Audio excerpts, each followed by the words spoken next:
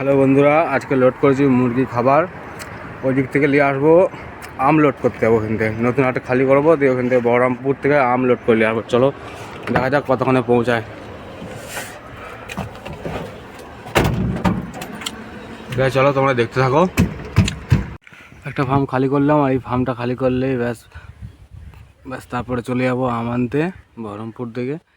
কিন্তু তোমার টাইম হয়ে গেছে, এখন 2টো বাজে, যেতে লেট হয়ে যাবে। তো ওই ফার্মার ফোন ধরছে না, এখনও আসে না। বাড়ি ওই ভেতর দিয়ে কোথায় মাঠে মাঠে গাড়ি ঢুকিয়েছি, ট্র্যাক্টর হয়ে গেছে। চলো দেখি কতক্ষণে কি বাড়ি যেতে হবে, মনে হচ্ছে ও ডাকতে।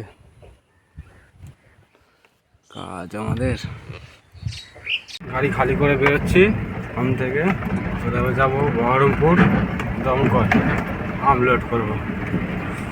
চলো দেখতে থাকো কখন পৌঁছায় দেখি। 38 কিলোমিটার, ওই 35 কিলোমিটার মতো রাস্তা বাকি আছে। 6টার সময় ঢুকবো।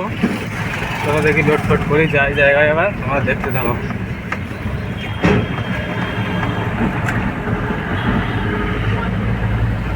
আমরা লোডের জায়গায়, এই যে লোড হচ্ছে, সব আম নিয়ে আসছে এবার থেকে। চলো দেখি লোড ফোড হোক, তারপর আবার দেখাবো। দেখতে থাকো তোমরা। লোড কমপ্লিট হয়ে গেছে, উপরে একটা হাইট হয়েছে, খেপুকে নিয়ে এসেছি।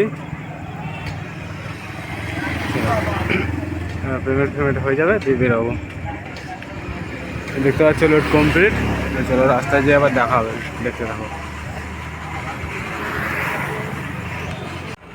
চলে এসেছি আমরা লোড করে অনেকটা। এখানে আগে একটা ঝামেলা হয়ে গেছে, বাস ঠুকে দিয়েছে তোমার স্করপিও গাড়িতে।